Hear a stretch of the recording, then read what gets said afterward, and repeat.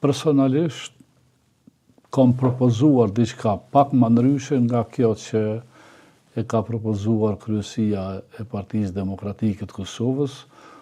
Unë kam menduar që duhet me ullë në tavolinë dhe po them këto partitë kryesore që janë kryetarët e tyre dhe me bisedu për emra bashkë dhe me Albinin, jo me imponim. Dhe me qenë se është partia e dytë dhe me qenë se gjithë pushtetin është i koncentruar te VV-ja, mendoj që një figurë unifikuese që mund t'i përballoj situatave që ta kryej detyrën e presidentit, do duhej me qenë një kandidat i propozuar nga Albini. Kështu e kam menduar, kështu e kam thënë.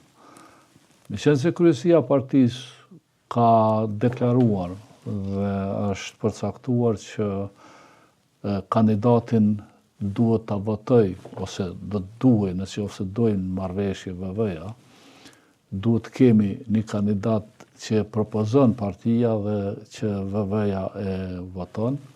Atëherë ka ardhur deri tek një situatë në cilën Albini është deklaruar edhe publikisht, por edhe eksponent të VV-s, që ne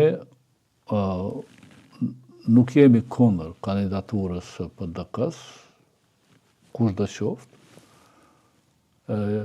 dhe formalisht kam thënë që ne i sigurojmë edhe 8 nënshkrime të cilat nuk i ka PDK-ja të vetat për ta kandidu. Pati me shirë figurativisht kurti për ju. Kemi edhe kandidatin tonë, cili do të garoj me kandidatin e ju. Luajti mirë PDK? Luajti mirë politikisht me kurtin PDK? Duke që kurti ka, beson se kurti ka me shirë ndaj PDK-s? Apo është tallje me ju? Që tjetë edhe opinioni interesuar, ta përfundoj këtë, dhe si duket kjo krijon një situatë blokade në raportet e PDK-s me VV, dhe realisht unë nuk jam i sigurt që PDK-ja mund të qëndrojnë këto rrethona në parlament për ta votuar presidentin. Sidoqoftë janë edhe, po them, është kohë e shkurt për cilën po do duhej të veproj, por me sa e pash, dje, unë këtë kryetarin e LDK-s, Abdi Gjikun,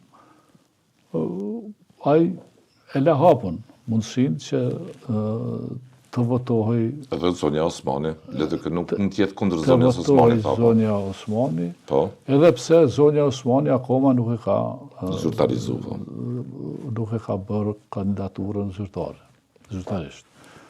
Tani, menoj, s'po them që... s'po pretendoj që kam informata të sakta, por mendoj që Albini është shumë interesuar që të shkojmë në zgjedhje, treja, për shumë arsye, ka idenë që mund të fitoj edhe më shumë se që ka fituar, por kryesorja është që obligimet që ka në raportet ndërkombëtare për fillimin e bisedimeve dhe për fillimin e zbatimit marrëveshjeve janë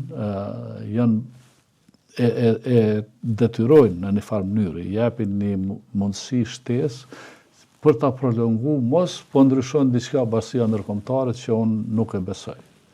Nuk e besoj. Dhe normalisht nuk don një president, po them, të cilin nuk e kontrollon vetë.